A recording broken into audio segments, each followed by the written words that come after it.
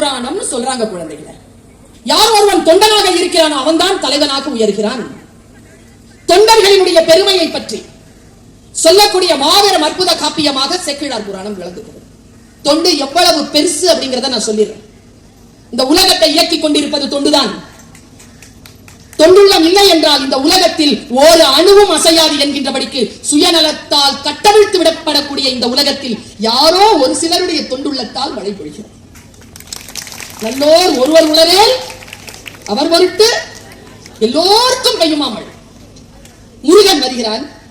முருகன் கேட்டான் அவ்வை இடத்தில், அவ்வை எனக்கு சொல், இந்த உலகத்திலே எது பெருசு? உலகம் தான் பெருசு. எது பெருசு சொல்லு அவ்வை, எது பெருசு? முருகன் கேட்கிறான். தமிழ் கடவுள். அவ்வை சொன்னாள் உலகம் தான் பெருசு. அப்ப ஒரு டவுட் வந்தது. உலகத்தை படைச்சான பிரம்மன் அவன் உலகத்தை விட பெரியவன். பெரிது பெரிது புவனம் பெரிது.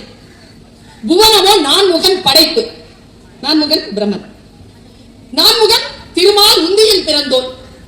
அவர் படித்திருப்பார். திருமால் அவருடைய வயிற்றிலிருந்து ஒரு தாமரை போகும். திருமால் உந்தியில் தாமரை மேல பிரம்மன் இருப்பார். அப்போ பிரம்மனை படைத்த திருமால் தான் பெரியவனா? திருமால் அலைக்கடல் துயின்றோன். அலைக்கடல்னா பெரிய கடல். அப்போ சாமியை தாண்டிட்டு இருக்குதுன்னா கடல்னா கடல் பெருசு இல்லையா? கடலோ சிறுமுனி கலசத்துள் அடக்கம்.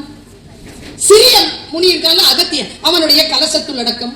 பாருங்க, பெரிது பெரிது புவனம் பெரிது. புவனமோ நான்முகன் படைப்பு. நான்முகன் திருமால் உந்தியில் பிறந்தோன். திருமால் அலைக்கடல் துயின்றோன். அலைக்கடல் சிறுமுனி கலசத்துள் அடக்கம். சிறுமுனி கலசம் புவியில் சிறுமண். புவி அரவினுக்கு ஒரு தலைபாரம். பாம்புக்கு தலையில தான் அது பாரமா இருக்குமா புவி பூமி. இப்ப பாம்பு பெருசா உலகத்திலேயே? உலகத்தை விட பாம்பு பெருசா?